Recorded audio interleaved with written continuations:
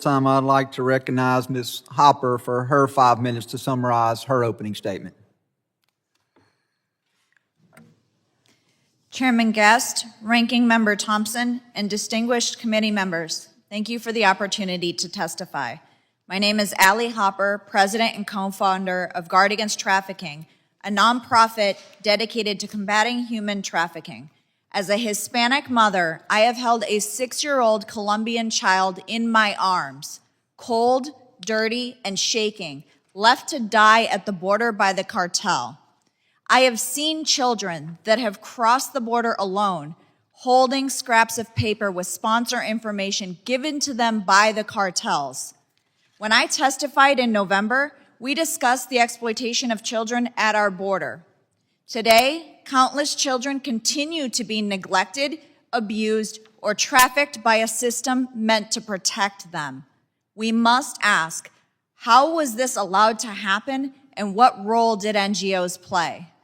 My research partner, Dr. Jared Sadolsky, and I have conducted extensive field work, including interviewing incarcerated traffickers, cartel members, whistleblowers, and unaccompanied alien children themselves. An ORR field specialist had visited a home to place a 17-year-old and reported serious concerns, most notably that the adult claiming to be the child's mother was adorned in MS-13 tattoos. Despite these concerns, ORR leadership overruled that specialist. Tragically, 3 months later, that child was found dead, his pants around his ankles, with an older man passed out next to him. This heartbreaking case is not isolated. It highlights a system overwhelmed by both scale and mismanagement. Since 2008, over $20 billion has been dispersed under the UAC program, almost $14 billion of that in the last 6 years alone, meaning over 2/3 of funding was spent in just 1/3 of the program's lifespan. Yet despite this massive investment, hundreds of thousands of children remain unaccounted for as the U.S. taxpayer dollars fueled a system hijacked by criminal networks. No-bid billion-dollar contracts were awarded with little oversight, while influx facilities became transportation hubs. A striking example is Endeavor's. Their IRS filings show revenue soaring from $65 million in 2019 to $1.18 billion in 2022, driven almost entirely by federal contracts. During this time, CEO John Allman's salary rose from $292,000 to $730,000, with six-figure executive surge bonuses added. Endeavor's ended 2022 with a $112 million surplus. Andrew Lorenzen-Strait, a former Biden transition official and ICE advisor, helped secure no-bid federal contracts for Endeavor's and was caught on camera calling the border crisis a boom for business. Inside Endeavor's, leadership blocked critical safety protocols, resisted oversight, and silenced internal dissent. Our interviews with contracted auditors at Endeavor's Pico, Texas facility revealed disturbing findings.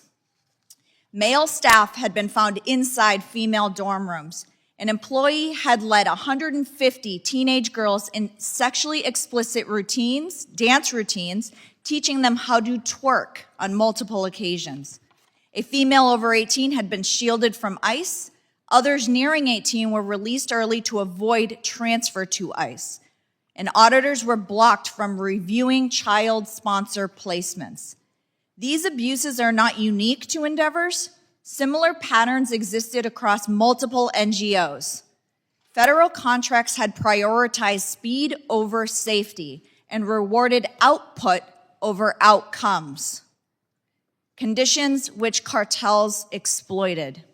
A cartel operative in Tecate, Mexico, explained to us how children were routinely kidnapped and funneled into the U.S. for profit. Cartels infiltrated NGOs along those smuggling routes, turning humanitarian pathways into trafficking pipelines. Weak sponsor vetting worsened this problem. An HHS audit later found that 70% of sponsor applications were fraudulent, making proper post-placement welfare checks nearly impossible. Recently, we discovered about 117 unaccompanied children believed to be trafficked on a farm in the Midwest, where our intervention sparked a current investigation. These cases are emerging nationwide. Last week, ICE and CBP arrested about 361 illegal aliens at 2 cannabis farms in California, finding 10 unaccompanied children. So where do we go from here? This is not about politics, it's about protecting children and confronting modern-day slavery. Good intentions and humanitarian missions must never excuse harm when policies enable exploitation. Accountability and decisive action must ensure it never happens again.